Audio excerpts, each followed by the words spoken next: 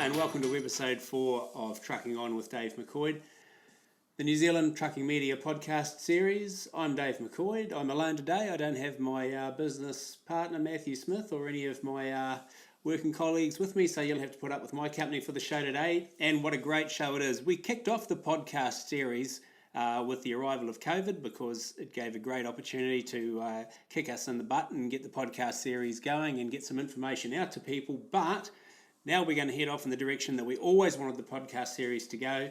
It's for truck enthusiasts, it's entertaining, it's just trucking stuff for trucking people. And we've got a packed show today. We have got a person of interest, and today we're going to feature Deon Stephens, the sales director for Scania New Zealand. And in the person of interest series, the people talk about themselves, how they got started, where the passion came from, and all of those cool things that will give us a little insight into their lives and maybe help spur on some young people listening to realise that they can be really whatever they want to be. Our feature interview today is an absolute ripper. We talked to Alan Tanner, Managing Director of Tanner Group, in an interview I titled The Big Trucks of Tanner Sawmills, because they had some amazing gear back in the day and up through the years, and we're going to touch on that a little bit later in the introduction. But before we get rolling, we live in a connected world. Trucks all over the world are ever more connected to us, telling us what they're doing, how they're feeling, where they're at, and the COVID crisis has been an extremely interesting period in history for trucks talking to us about how their life got better with COVID. Scania New Zealand have 1,100 trucks connected far and wide from all corners of the nation, and during the lockdown level 4 months, those trucks were talking to Scania about their life on the road. So here's some really interesting stats from the 1,100 connected Scania trucks. Drivers needed to apply or use their brakes 20% fewer times, which translated to an average speed increase of 4 kilometres an hour due to maintain momentum. The smoother operation of the vehicles resulted in fuel savings of some 5% or more for some operators. In real terms, that meant savings up to 70 litres of diesel over a week, or nearly $100 per vehicle. For a business with a fleet of 20 trucks, this represented a potential $2,000 a week saving on the fuel bill alone. By far the most valuable saving achieved, though, for both drivers and businesses was time. For typical long-haul runs in and out of large metropolitan areas, a daily time saving of more than 1 hour was recorded in many cases. Obviously, there is going to be huge savings from that period in terms of stress and fatigue on drivers, and the combined effect of all of those parameters recorded would obviously have a significant impact on the running cost of the fleet. So there you are. The COVID from the truck's point of view, not a great deal for us economically, but if you're a truck, that lockdown month actually made your life a whole lot easier, more frugal, and enjoyable by the sound of it. Okay, so moving on. Right, so my first guest today comes under the topic of person of interest. And person of interest is someone we pluck out of the industry at any level whatsoever. Could be enthusiast, could be driver, could be a salesperson, and just talk a bit about them rather than specifically the job they do, how they came to be where they are, where it all started, where the spark was lit. And today we've got Director of Sales for Scania New Zealand, Deon Stephens. Hi, Deon. G'day, Dave.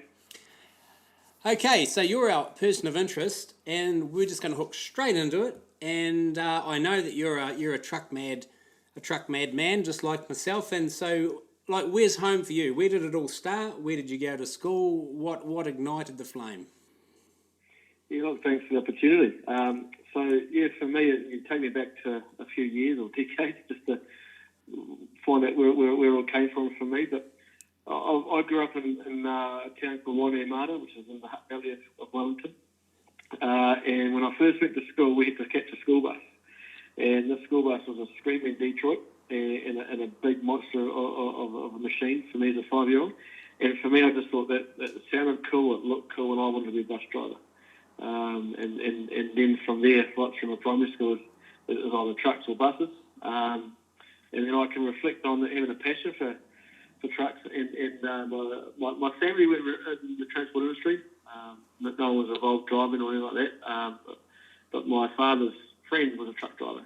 and he gave me some magazines, and ironically, it was a New Zealand trucking magazine. And I studied those magazines every day and every night, and I just wanted to be in some way, shape, or form involved in transport, involved in trucks. And I just thought it was pretty cool how we move so much in these trucks and get to deliver goods and keep people happy. And it was just an industry that really resonated with me. So the question I've got for you, with the Screaming Detroit and being raised in Wainui Mata, did you have to cross the hill to get to school? Yeah, absolutely we did. That was my intermediate secondary days. We had to get on Wainui Hill, and so you knew what bus would go there fast and what one didn't, and you knew what you could hear. I remember the bus driver was at wear earmuffs for the Screaming Detroit, but when they got these emails, and they were the beast each with a 3-speed to a 5-speed, and watch them changing gear and watch them keep momentum. It was just something I was fixated with. I'm not too sure why, but resonated with me, definitely.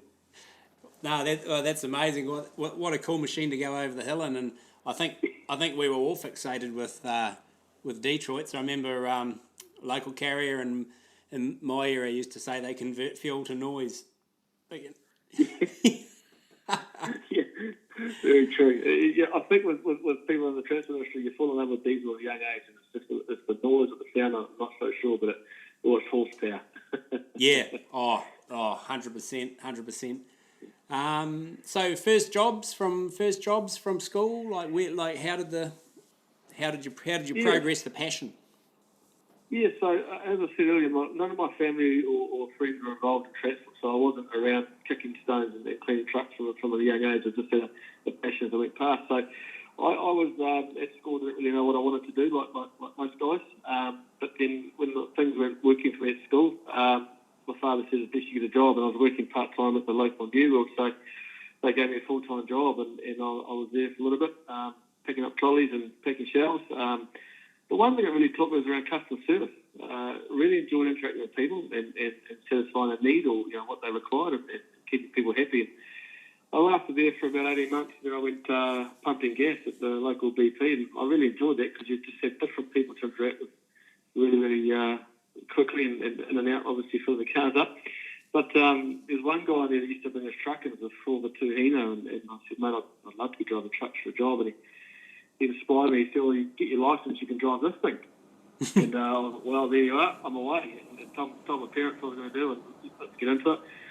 But lo and behold, I had a friend of mine who worked for a company called Killer Price. He was a parts guy there, and he knew the local agent for Mitsubishi Trucks and Komatsu Earth Machinery was looking for a parts person. So long story short, when I sold myself and got working for a company called CV Machinery Repairs, and we looked after, as I say, Fuso Trucks, Mitsubishi Trucks, and Komatsu Earth Machinery. That's my first step into the industry. Oh, excellent. And so that would have given you a great grounding in bits and bobs that make trucks go. Yeah, absolutely. Yeah, I really enjoyed it. I mean, you learn a step curve and you order the wrong parts, but you have to do it a few times. Yeah. But really enjoyed it because you had to supply a service to keep that truck running, and I think, as I said, my previous jobs was focused solely on customer service, and that's probably the passion I had in the industry is to deliver good customer service. And knowing that you're a key chain and a key part of the chain and making things happen was good fun. But keeping trucks going and learning about it, and it was a small company, so you could chuck overs on and help and assist and fit parts and clean trucks and stuff. So I was like a pig in mud. I was boots and all, and to my knees and stuff, and any opportunity to jump in a truck or help the mechanic, apply the brakes and change gear and stuff like that, I was all over it. Yeah, that's right. Because like I said at the start, you really are you really are like a truck groupie, like so many of us are. And so so onwards from there. Yeah, so from there, had an opportunity to. So obviously the Scania truck is a truck that I fell in love with from a young age, and that was my favourite truck brand, and an opportunity came up to go work at Killer Price in the parts department. So jumped at that opportunity with both arms, and going from a husband and wife owned company to a corporate was a big learning curve, but one I really enjoyed, and it allowed me to follow a brand that I liked, was my favourite brand, and then get into the corporate world and understanding how that company operated. But again, it was just on a bigger scale, and obviously more customers, more trucks, and more excavators, and it was almost like a theme park every day. You wanted to ride everything, and you wanted to go in it and have a bit of fun. Yeah, that's such a great analogy. The theme park, because they are like a you're like a kid in a candy shop, aren't you? When you actually get in amongst the industry and you're surrounded by whatever it is you want to be surrounded by. So the question is, you were a Scania man from an early age, and that was your favourite brand. So give me what was the model? What was the model? What did you see the first time and go, mate, that is a bit of gear? It was, it sticks out in my mind quite clearly. It was a 142, 400, I think the horsepower was. It was Wilder Transport. Probably not the best looking green trucks back in the day, but I saw that thing with a 5-litre V-train, and it was a weapon of a truck and a big bull bar, and you could hear it, you could see it, and just the sound of the LV8 going. It was you can't explain exactly why, but I can see it driving along. I can hear the noise of it, and I thought that truck looks cool. And it's almost like when you're growing up in New Zealand, you're either a Holden Commodore man or a Ford Falcon man, and you can't explain why, but that's just what you choose, and you love every model ever since they released them. And for me, it's back as a young fella seeing that, and Scania was my chosen truck. And it might sound a bit sick, but even on my 21st cake, I had an impression of a main freight Scania on top of my 21st birthday cake. Nothing wrong with that. Nothing wrong with that at all. Was it a sleeper cab? Absolutely, mate. By then it was a 143. It's a big 500. Yeah. You can't. Yeah. Tasted good. Yeah. Make it loud. Absolutely. Yeah. Well, in those days, I mean, it was Euro 2 or Euro 3. We had the shoulder straight pipe there. Nothing beats the sound of a V8 Scania going up the hill, working hard, bouncing off the centre medium barrier or the bank. They sound awesome. And my dear late friend Guy Spur, who we used to travel the nation far and wide together, and taking truck photographs, and lots of people listening will remember Guy. And that one of our favourite things to do if we were in the middle of the North Island in the middle of the night was go into the big sister on the desert road, the third one heading south or the first one heading north, and park in the big rest area at the bottom with the lights off and just sit out on them and then listen for the swaps coming through, and guessing models, makes, and then scoring appropriately as they come around the bottom culvert and headed up the hill. Yeah. But like you say, those big Scania V8s were just like, they were one of the engines that make the hair on the back of your neck stand up when you heard it coming. Yeah, absolutely. They're an absolute weapon. I remember I'd left school, but me and a mate both had a passion for trucks. But we could had a circuit in Wellington. You drive from companies like Phoenix Freight or Falcon Forward back then, and PBT, and you had the Owen to the main freights, and you knew the time the trucks were going to leave when they loaded. And for me, the Phoenix Freight Scanias that came out of Tube Street there, as soon as they pulled out and they floored it, you just heard it bounce off the wall, and you knew he was heading up the line, and you wished you were in the passenger seat. Luckily for me, I managed to meet some people later on who worked there and jump in and do a few training swaps myself. And I'm not so sure whether it was a good thing for them or not, but I would have just flattened my gums the entire time. Yeah. Keep them awake. Absolutely. So where's home today? Where are we at today? Like, what's the setup today? Yeah, so I haven't gone too far. Growing up in the Hutt Valley, I moved up to, I was there all my life actually, and moved up to the Kapiti Coast, Paraparaumu Beach. I've been up here for now 6 years, so only an hour north of Wellington. But it's a beautiful climate, good spot for me, and close enough to work, but also close enough to raise a young family as I have by the beach and a good beachside community. So I really enjoy where we are, and I think we live in paradise in New Zealand. So you mentioned young family. Is there anyone in the young family who, when they hear the sound of anything that's powered by diesel combustion whose ears prick up and eyes turn around and they crane to look out of the window?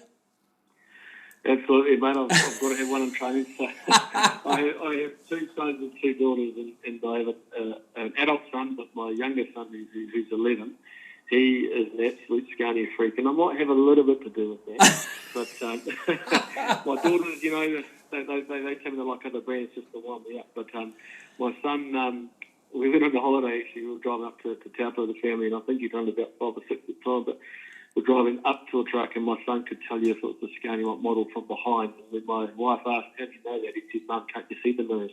Yeah.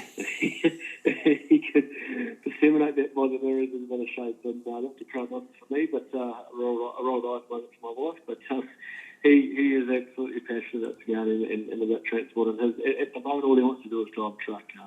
I'm quite okay with that because you've got to start somewhere. But I think we need to do all we can to get good passionate people into the industry. Oh, unbelievable. And all credit to him, really, because it was so easy for us. It was so easy for us. I mean, I just rode my push bike or Mum dropped me off at the gate at Thames Freight Lines, and I cadged a ride with someone, and no one really cared. But to keep the passion, it was so alive in such a young person. It's not an easy thing nowadays. No, you're right. A lot of companies don't allow passengers anymore, and look, society's busy. Everyone's busy, and not like it was back then. You could jump and do a touring swap or whatever, or go do a livestock drop off. But now things are a bit more tougher and compliance and those sort of things. Yeah. Hey, Dionne, is there anything that you want to tell us about yourself that is a demonstration of the supreme passion that you have for the brand? Is there some indication you can give the listeners? Yeah, it's probably good you're listening to the video, but I might sport a couple of Scania tattoos. My passion may go quite deep. I don't show them off too much because there's obviously a big spare tyre hanging off the front. But I think tattoos are a personal thing, and for me, I've got a few moments in time that resonate with me, and I've decided to display it through a tattoo. Like my first very trip to Scania, to Sweden, I celebrated with a bit of a tattoo. For me, it brings back the first time I flew there, the first time I landed at Södertälje in Sweden, and my first experience. It'll be a week that I'll never forget. Of course, in my job, I go there quite a bit now, but every time I go there, you get goosebumps and you get the old butterflies and you enjoy it. So, yeah, probably a bit about me as I do sports and tattoos. Oh, and look, I so get that. If there's one thing that I try to convey to young people who and like it's you just never know where life's going to take you, and like you with the Scania trips and me with this job, sometimes you're like you think I'm a boy from a farm in Koperahi that used to go and scrounge a ride in a Mack or a 3070 going somewhere, and how the hell have I ended up here? Yeah, I couldn't agree more. I'm a boy that bummed around school and probably didn't apply himself enough, and now I'm in a position which I'm immensely proud of. But I still revert back to the core. I'm actually just having fun with trucks and enjoy myself, but we do a job on the side. Oh, 100%. Never. I haven't worked a day in my life in the last 5 years. Yeah, and that probably applies in transport because transport never sleeps and it's always constant and always changes. And we're not a 9 to 5 industry. Dionne, thank you so much for taking 20 minutes out of your incredibly busy day, and I can only imagine how busy it is. I'm sure it's as hectic as hell at the moment. To just have a chat and tell us a little bit about you, and once again, you've proven the point that passion paves the way to anything.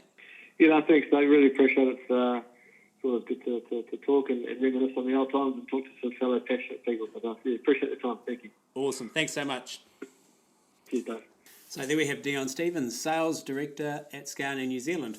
Our person of interest, what a fascinating insight into his life and how his passion for trucks got started with a school bus on the Wainui Hill with a screaming Detroit in it. What a magnificent segue that is, because this is pure luck, I tell you, hand on heart. But every now and then we're going to have a Sounds We Love section, or just a little clip of sounds that truck passionate people love. And would you believe it, the first one we've got is an 8V92 liftoff. So if you don't like the sound of a screaming Detroit, turn the volume down. If you're an intoxicated junkie like myself, turn the volume up.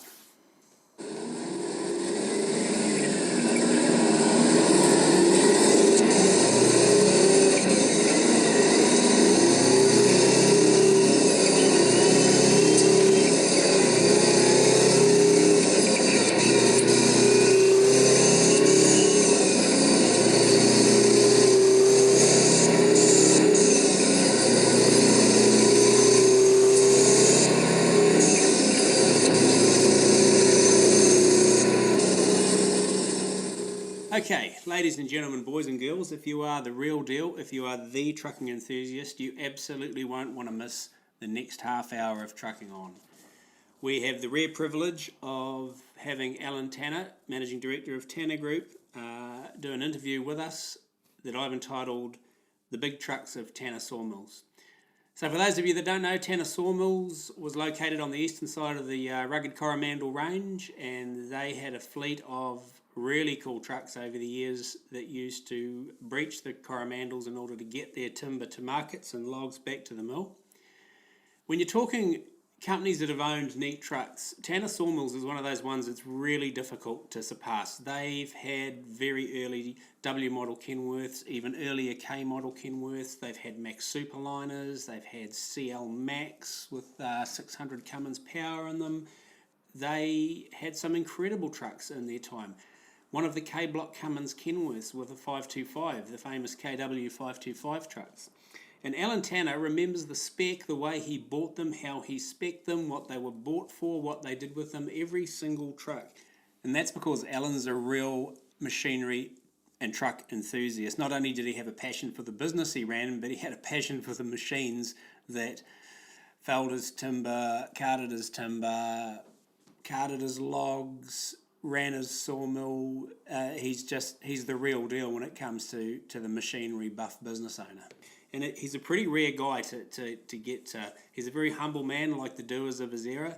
And but he was willing to give me half an hour and agreed to do a talk on the trucks. Now I'm going to give you a bit of background before we start, because once you set Alan going, Alan's away and he will just regurgitate the history. So just to put you in the picture, Tanner Sawmills was on the eastern side of the Coromandel by the small seaside hamlet of Tairua, but they also had operations in Kaitaia. You'll hear him talking about Kaitaia.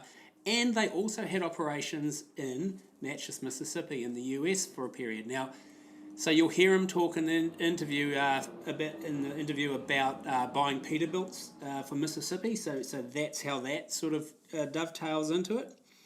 The Coper-Hickory Road that he talks about is obviously State Highway 25A, the main divide that crosses east to west on the Coromandel. The drivers he talks about, when he talks about Moose, he's talking about David Maxwell, the son of the legendary Don Maxwell, both absolutely artisan truck drivers.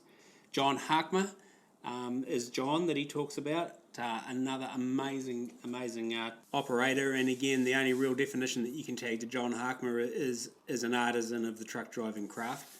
And Barry is Barry Waite, who was at Tanner's very early on and drove some of that very, very early big gear. As far as timestamps go, when you're listening to the interview, you can pretty much work the original big Kenworths in the early 70s. The KW 525 truck, first part of the 80s decade, it sort of appeared on the road. Likewise, the Big Macs, you're talking the 80s decade there, right through the 80s and into the early 90s for the Big Macs. He touches on having a Foden, so that was early 90s, and the big CL Mac early 2000s. So that just puts a timestamp on things for you.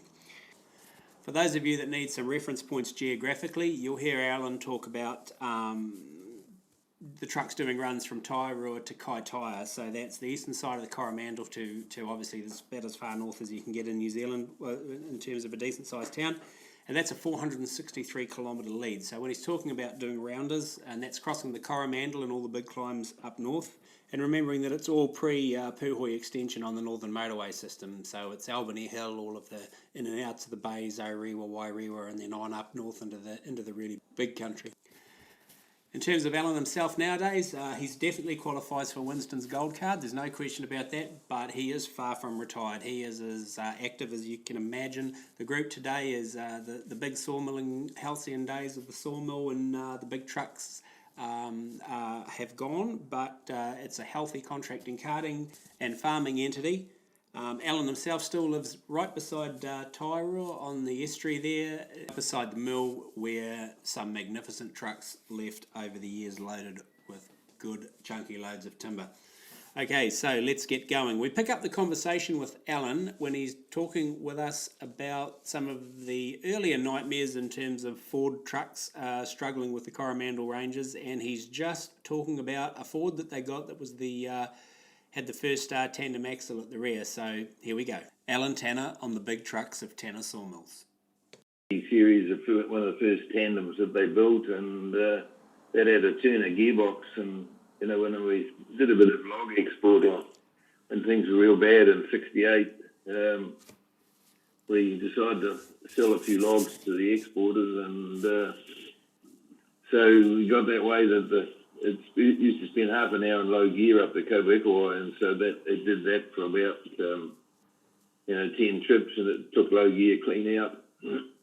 So Turner gearboxes weren't the way to go, and so I suppose one of the better things that happened was that when I was down there, I got to meet Peter Shellcraft. I'd taken my future wife with me. I think we might have been engaged at the time. On Easter Monday, thinking they would get unloaded, and of course there was no one working, and Peter Shellcraft came along in his truck, and so I introduced him, we introduced each other and whatever, and he arranged for someone to unload me, and so he was influenced later, but that was along the way, and then met up with Stan Williamson as well, and we sold logs to Stan for a while, and that all went a bit sour. Because the fella he was supplying didn't pay, and one thing and another, and so I got to meet Mike Lambert and one or two others as well, because everyone had hauled a bit, and so creditors at the creditors meeting that we've had, and so it's interesting how some of these contacts become very useful later on, and so the next Fords we got had 6-speed boxes. I had them put in. Because they didn't come out. They came out in the D1000, you probably remember ZF boxes, and they were a much sturdier box, so we had them fitted into a turbo tandem that we had, and a turbo four-wheeler that we had as well, and but then they started the turbo. As it worked out, rev counter was well out, and we were under-revving it, which was a good thing, and lots of people were having problems with the turbos nipping up. But we didn't until we found out when we got the new one. We said, well, something majorly different with the new one. It revs a lot higher. So, but unbeknown, because you look at these things later, when we made the other one rev higher, it nipped up, just like everyone else was having. So after a while, we decided we need to get out of them. And somehow along the way, we bought a Nissan. Second-hand one was ex-Morris Connolly. So it had been to the moon and back, I guess. I don't remember where I bought it, but whether I bought it off the agents or what, got it a bit discounted or some other thing. And anyway, it ran for a while. It was pretty slack in power. The D series is about to keep up with it, but it ran for a while, and then it blew itself apart. And so we took it up to Nissan and Auckland. It sat up there for more than a year till they fixed it. And we got it back, and we weren't going to work it by that stage, so we sold it, but it did pull when we used it a couple of times. It did pull, but anyway, so I suppose we were thinking that we needed something better than Fords and second-hand old trucks, because the Kobe is a test for any truck, as you well know. And so I looked at, thought about Japs and so forth, and I was coming through Te Puke late at night, probably about 8 o'clock at night, with a load of posts. We used to bring some from Taupo and so forth and treat them and so on. So did a bit of night running. It was, the way to do things. And so I stopped off at Peter's yard, and Peter happened to be there. And so I suppose I was telling him a few of the headaches we'd had, and he said, Alan, this is what you need to buy. And he took me to his newest Kenworth, and he opened it up, and there were 6 of them lined up there, as there used to be. And he opened up and said, that's the sort of truck you need to get yourself into. He said, don't fool around with chap stuff. The best thing I did was buying a Kenworth, so he said, that's what you need to be doing. And so I guess that was in the back of my mind. As I was coming through Rotorua, I remember, thinking of Leyland and so on. I priced up Leyland, and when we bought that second Ford Tandem, I had thought about, I'd looked and got a price off an ERF and a price off a Nissan, and I was probably leaning towards a new Nissan, which were 2-stroke at that stage, and the ERF was 26 grand from memory, and the Nissan was 22 grand, and I was thinking that perhaps the Nissan would be both with 250 horsepower, and I was mindful that the ERF had Eaton diffs, which I was a bit suspicious of. It was only 38,000, and I wasn't sure that our Quebecois would cope with that well. But anyway, so when it came to the wire, I got prices off Mercedes, and I think it was 42.5 for a 26-24 Mercedes, and they only had a 10-speed splitter box, as you might remember. I think they had a 2-speed reduction as well or something, but and then Mac, Ryan Carpenter, had come up and introduced himself to me in about 1971, 72, and but I looked at Mac and thought, well, they were 46 grand for a 237 horse, and sure they had a bunch of torque, but the Kenworth was 44,000 for a 350 with a 13 Road Ranger, and 44,000 diffs, which that had the SUDDs or whatever they were, those double reduction diffs, and they had heaps and heaps of problems with them. But then they went to the full hypoid 44,000 SSHD.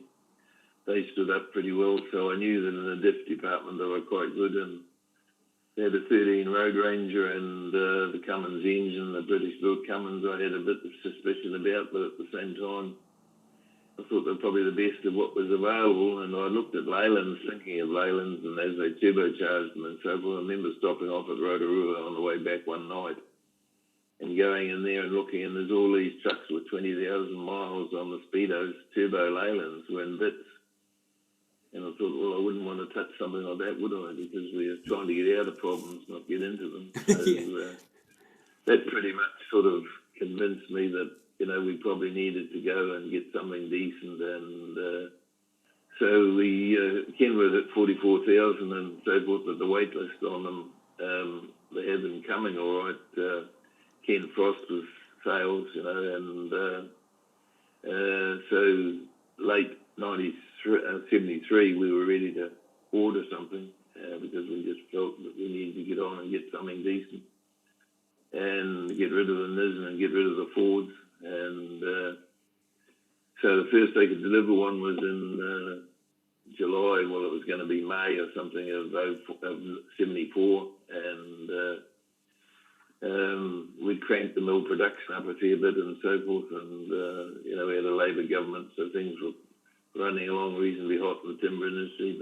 We needed a better truck, so we ordered the Kenworth in late 73, and so to help us out, because I said we were desperate for a truck, they said, well, we've got this cab over here that you could have on loan for until a new one arrives.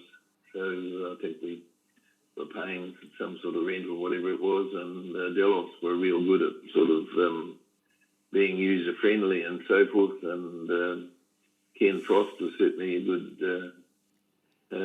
proponent of the product and the cause, and so it was a 350 Cummins with a 13 speed was going to come, and 44 diffs, and so we got this cab over Kenworth ex Mike Lambert that had been traded on the V12, and it had 38,000 diffs and page and page suspension, which was a problem, and 13 speed and 250 Cummins. So we took that and put it to work, and it was a breath of fresh air, as you can guess. It hauled up and down the Quebecois instead of 25 minutes or 30 minutes in low gear in a Ford. Well, the turbo did a bit quicker than that, but anyway, the Kenworth was about 8 or 10 minutes, and it was up the hill and over the other side, and the Jake brake and so forth. So I just felt that was far better than a Mercedes or the Mac at 46,000 for less horsepower. So it really came down to there wasn't much choice. It was Kenworth or nothing in my book at that stage. So we knew we needed a decent truck, and so when the new one arrived, that was a big deal. And we had a new semi built for it, and we'd bought a new 2-axle trailer with the second Ford that we'd bought, and so that was the A-train, 2-axle trailer and single-axle semi, and 3-axle truck was the best thing for light TOA and get on with the job, and which we did, and delivered a lot of timber with that. And so we'd, instead of sending the cab over back, we thought, well, we should put it onto logs. We'd use it on logs when we were short at times and so on. It was just a chassis with a couple of bolsters set up across the top to put packets of timber on and so forth, no mud guards or whatever over the tandem, and so it was a good light tier truck. Hooked the 2-axle trailer on the way it went, but so we made it so we'd fit a bolster on as well, bolted on and drop it on with the forklift. Didn't take long, and cradle to carry the 2-axle trailer, and we had a good log truck. So our logging got a whole lot better once we had our own truck, and we had Wallings do some logging for a while with their Max 237 Max and so forth. So we sort of had a good grasp of how they went and what they did and so on. So we had the two Kenworths pretty quickly in the run of things, and the price that Delos did, I think we paid them off over 2 or 3 months or something to pay for that cab over, and I guess the other one was on its usual sort of purchase plan and whatever. So there we had 2 Kenworths in the fleet, and we got rid of the Fords, and I suppose it's fair to say that things looked up from there. The cab over, as I said, had suspension issues, and we eventually put a Hendrickson in there and replaced the Page and Page, which made it a bit heavier and a whole lot rougher riding, but it did the trick anyway. It became trouble-free, and the new Kenworth had the same Hendrickson suspension and the 44s and whatever. So what we did have over the coming period was the splitter gave some problems, and I later figured out that there was moisture in the airlines, and so the next trucks we bought, everything we ever bought after that came with an air dryer on it, because we'd had the same issues in the sawmill, and so we'd had to put an air dryer in there for our compressed air, because water in there just confuses the lubrication you put in and so forth, and so pistons become slow moving, and so when you change the splitter, it only moves halfway, and I guess the fork kept trying to move it once the weight was on, and so it wore the fork out. So the next trucks all came with 15 road ranges, because I wanted ones where you had a full shift, not a split shift. Yeah. And so you learn along the way as you go, and they all had their dryers. So the next one came with that was in 78, the one that we got for Moose, which was a long wheelbase, 230-inch wheelbase, 350. And Delos put the 15, that was a 12515 direct overdrive box. That was overdrive because it had 529 discs, and so that worked well enough, and Moose was very happy with a nice new truck. And so that one came with aircon as well, because I felt, well, if you had good drivers, and we felt we did, well, you might as well give them the best things that it could be. And the dusty roads, I think the aircon would be a useful tool. So I said to him, would he use it if I got it? And he said he would. So we ticked the boxes of the comfort cab and whatever else we could put on it, so that to make the job easier and more pleasant and enjoyable. Alan, so if I can just on that subject, like if I can just duck back to the first W model arriving with a 350 13-speed in it, what was the driver? What was the feedback to you as an owner, like when he got home from the first couple of runs, having probably driven the Nissan or the Ford and then done a load of timber to Auckland in the W model. You can guess what it was. he walked in with a big wide smile on his face. So I think the first couple of loads I did myself, because it was a bit of a big deal, having something so nice. And I mean, it powered up to 350, as you can guess, powered up the hills and powered down the other side with a good engine brake and so forth. And one of the things that I believed in is you go up a hill as fast as you can, you go down the hill, so the engine pretty much holds itself. The time that took to go up the hill and down safely was what the trip took. And if I saw paint coming off the brake drums, I'd ask them who the hell's in a hurry. Yeah. Because the paint used to stay on the brake drums. And I remember asking a couple of clowns we had that were driving later in some of the older trucks that we had in 80 years, and the paint was gone. I said, what the hell is this? And they thought I was joking. I said, go and look at that Ford Louisville around there. And it had the wheels off because we were painting it, and it was John Harkman driving, and the paint was still on the brake drums. I said, see that? I said, he's done, look at the speed, I think it was 500,000 Ks or something, and there's the paint still on the brake drums. I said, see, that's how it is, and see that trailer, and look at your trailer and your truck. Paint's burned off on both of them, because you're going far faster than you need to go.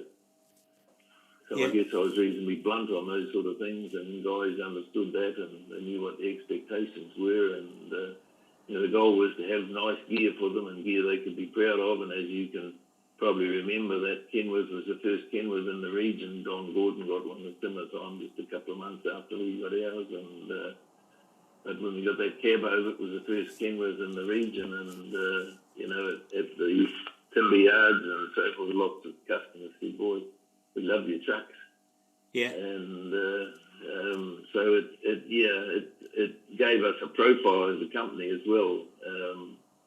So there were a number of benefits from it, by nice looking gear and the signwriting. The signwriter down the road, Earl, was a really talented fellow, and he scrolled and pinstriped and all the things that were done, and so ours had that beautiful artwork on them, and people loved that. And he made up an emblem for us, the logo and so forth, and so the whole deal was quite different. The paint jobs and everything were quite different to what had been the norm at the time, and of course all the lights on them, and I'd always liked lights on the Fords and things, so we had lots of lights down the side and back and so forth. Because a cop stopped me one time in Dionne later at night and asked me what I was doing with a load of posts on and so on, and he said, got a lot of lights. I said, yeah, I figure better they see me than they don't. Yeah.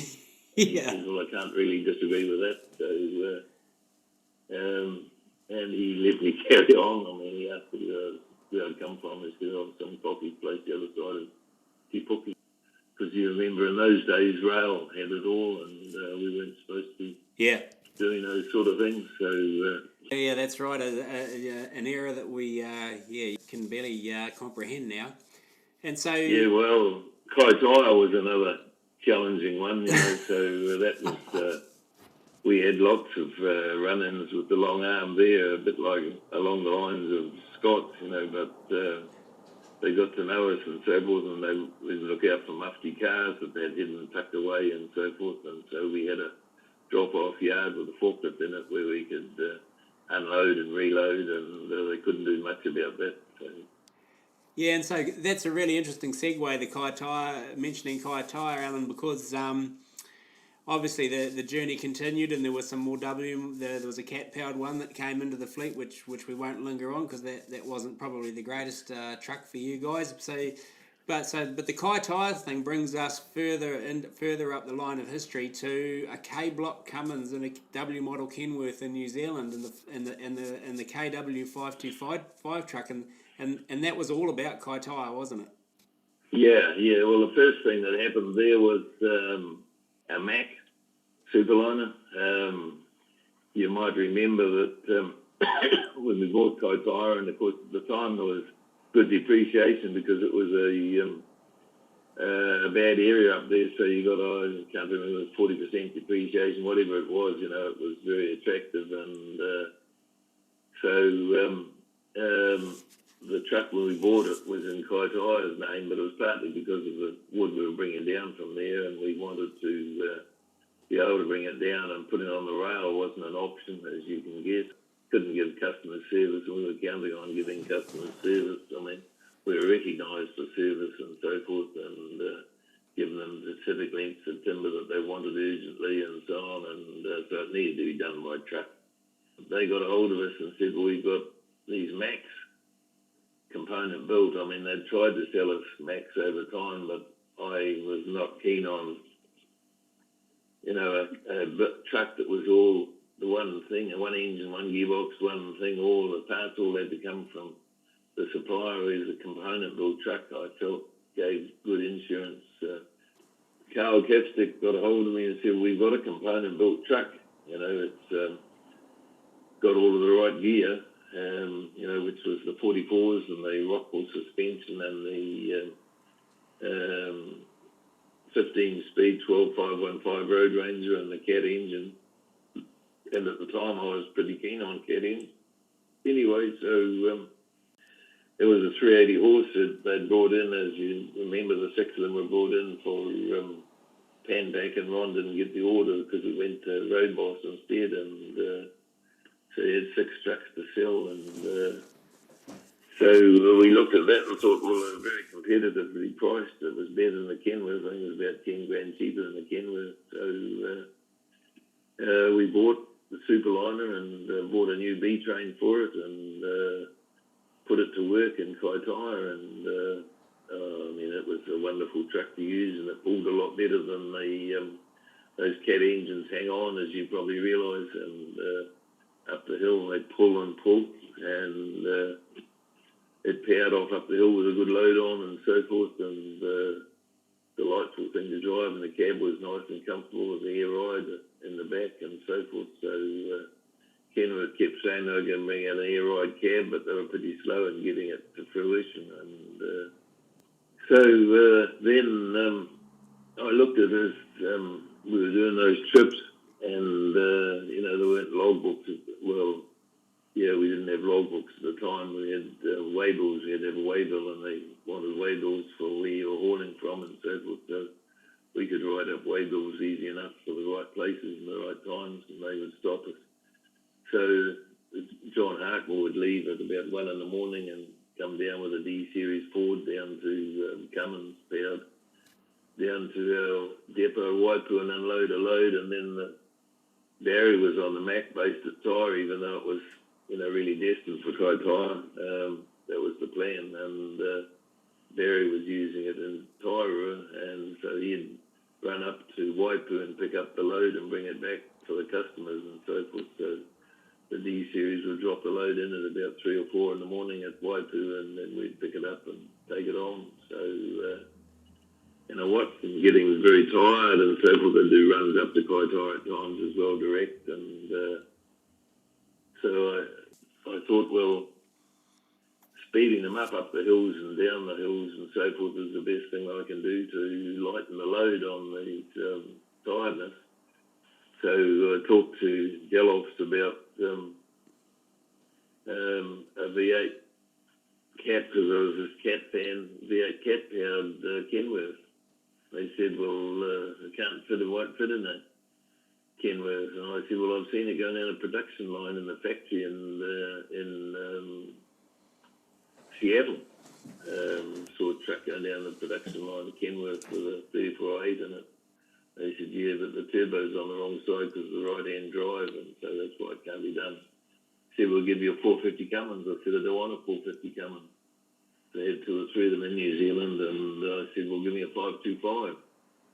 Haven't done it, never done one. Can't do it, don't know how to do it. It'll be a whole lot of engineering. So eventually said to Bill Davis, who was the salesman at the time, he said, well, get me an order for 3. So he got hold of Ian Rorison and said, we want to do a 525. Do you want one? And he was in order for 2. He said, I think if I get an order for 2, they'll accept it. And he was right. So Ian Morrison said, yeah, but I want a 600 instead. And they said, no, they'll only do a 525, whatever the reason was. So I asked them for 3.7 diffs because we were still having the 15 Road Ranger, and the 15 Road Ranger was really too small for that engine because the operating as a gearbox, but I wanted 3.7 diffs because I figured, well, it needs gearing up so that it wasn't to go fast. It was just to be economical because I wanted to burn less diesel, as you can guess. So, but they said, no, terrain in New Zealand is too hilly and we won't fit the truck with less than a 3.9 diffs. So 3.9 is what you have to have. Well, of course, by the time those diffs had done 600,000 miles and we needed to do bearings in it, we took the diffs out and put them in the Caterpillar one because it had 411s, and we put 3.7s in, and at that stage Cummins, Kenworth were bringing out, the new trucks were coming out with 3.7 diffs standard and the same 15 box and so forth, and so they'd learned over that time that 3.7 would work, so we made 3.7s at that stage, so the truck in its latter life had 3.7s, and so it just helped a bit on the fuel and so forth, so the Cummins, that's why I wanted to go to that big engine, was because it had high torque, 1650 torque, and not so high now, but at the time it was very high, and I felt the big engine. We'd had our share of problems with the 350 Cummins camshafts, or not particularly camshafts, but rot in the sleeves and the sort of things that the Cummins did and so forth. So we never got more than about 180,000 k's out of a Cummins engine on the Kohekawai, and I believe it was those hills built up the heat and they'd break a ring or something like that, and so we'd have to go in and fix them up, and there'd be new sleeves and pistons and bearings and whatever. So I felt with that big engine not working too hard, and it would go up the hill, I think, in 8 minutes or whatever it was, and so it powered off up the hill at about 30 odd k's. And I felt, well, hopefully it's building less heat and whatever, but even that big engine didn't last that long either. But the best engine we ever had was the V8 Mac, the 440. It did 1 million k's without being touched, and so the big Cummins didn't quite give us what we hoped to get from it, but at the same time it did flatten out the hills an awful lot, and the driver had a lot of privilege on it, and he'd going up the Bombays, he'd come back with a big smile and he'd say, stock truck and trailer was going up empty, and I passed them fully loaded. He said I was 46 tonne, because 44 was about, or 39 or whatever was about the limit before they changed the rules of it, and so it was often hard, but odd times when Moose was on that 525, he said to me, it's not pulling right, you want to ride with me? I said, yeah, I'll take it over the hill with him, and he said, do you think I should weigh it? I said, no, it's not pulling right. He said, do you think I better weigh it? I said, yeah, you should. So we went in and weighed it. It's 53 tonnes. So I remember the first time I saw it with the bonnet up, because you get so used to seeing W models with cats and the 14-litre cats and Cummins motors in them, and the first time I ever saw Moose tip the bonnet on it and pull the bonnet over, and it's like only time a K-block Cummins can fill up a Kenworth bonnet. Oh yeah, I'll say he does that a lot. When they got the order for 2, they built them, and so we were quite proud to have that one, and then we decided that we needed another one, because we'd kept the original 350, and it was picking up a lot of Ks as well, and I thought, well, old trucks have never done us any good, so we'd done, when I traded it, it had done 640,000 Ks, and I said to them, it'll need a brake reline shortly. I said, it's never had the brakes done. He just thought I was joking about never had the brakes done. I said, no, it's never had the brake reline.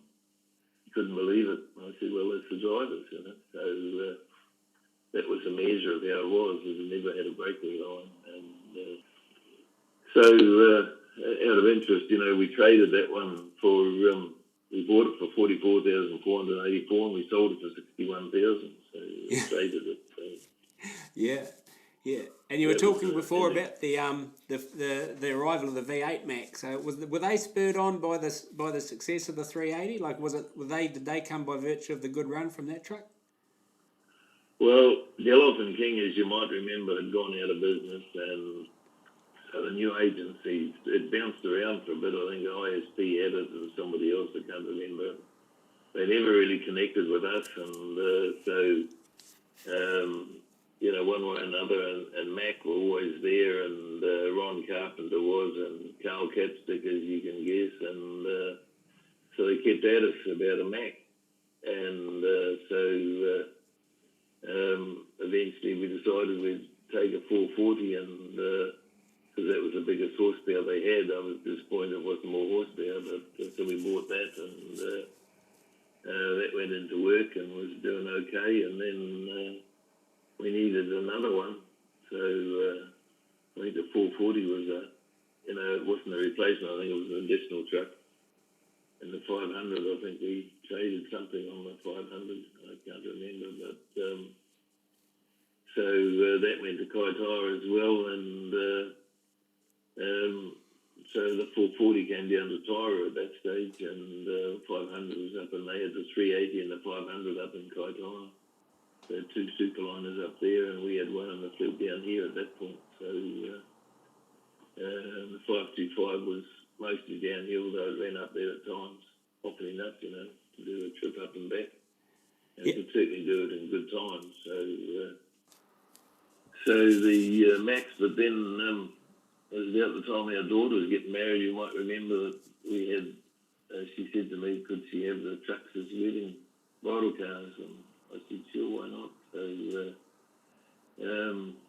for some reason we had to go into one of the Macs. We did an oil drain on it, and there was a heap of metal came out of the dips, and so we sent them in, and they needed to put, and I told them I was pretty angry about these dips. I said, the job we had to do, I said, you've known from the outset what it was, and said, it's never changed, and that Kaiho Hill is another sorter out of gear and so forth. So I said, we've got the 500 is supposed to be the bridal car, and I said, if need be, if it's dips ahead of it, I said, I'll bet its dips aren't any good either. And so they pulled them down, and they were pitted as well. And so I said, if it has to be towed by a Kenworth as a bridal car, I said, so be it, unless you go and get it fixed.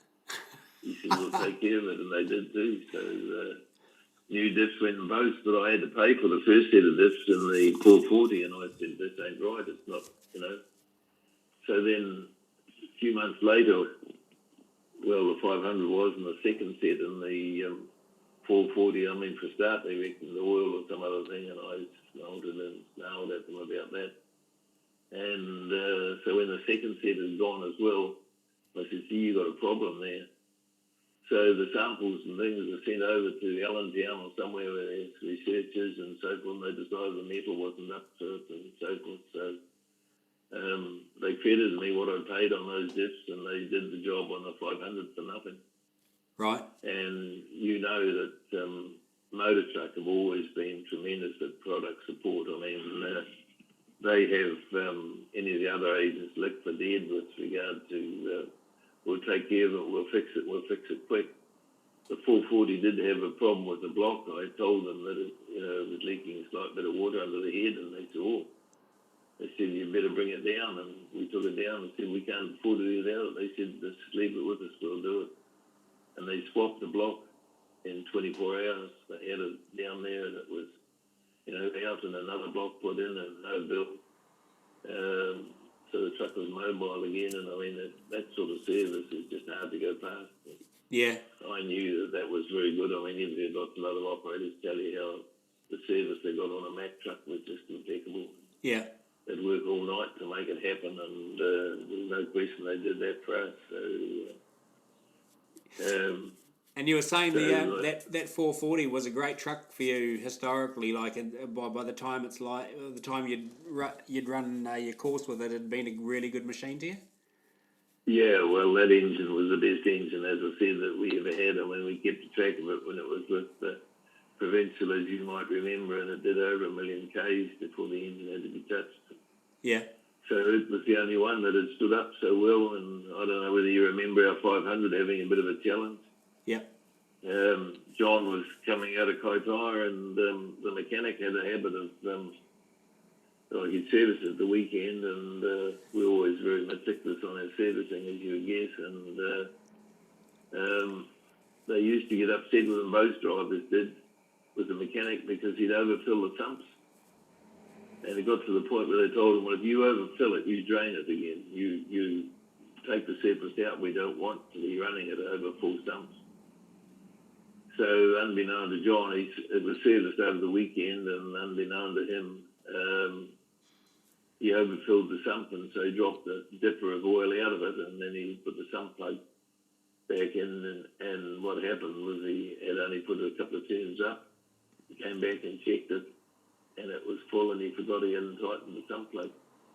So John heads out with his full load on Monday morning at 3 o'clock, and he's gone up the Mungamukas and got over the top, and the alarms come on, and he looks and sees the oil crease is gone. He thought, I'm just in the corners here, I'll just let it idle, threw it straight into idle, and just coasted down the hill a bit to get out of the east bend and so forth, so it wouldn't be a hazard to the traffic.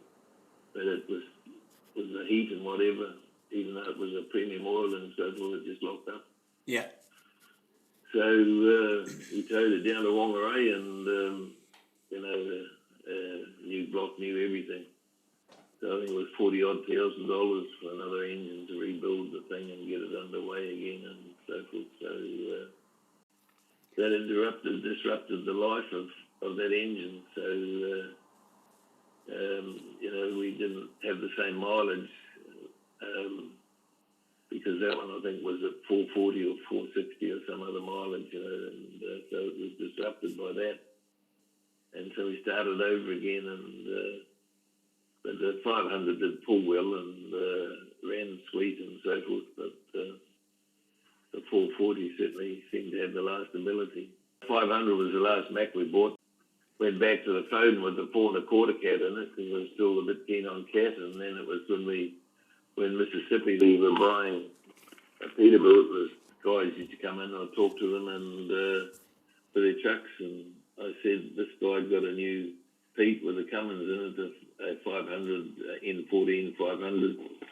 I said, why do you Cummins, not cat? He said, I have run cat, but he said, I thought about it, and he said, well, Cummins hasn't done any harm, and cat was always say, there's a new mod out, and all that rang so true with me and so forth. So the Pete we bought, I spec'd with a Cummins in it, 500 Cummins N14, and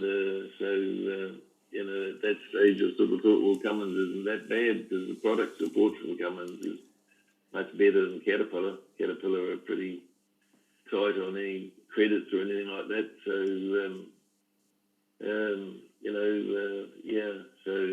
then the next truck we had, as you might remember, was Big Yellow. Big Yellow, yeah.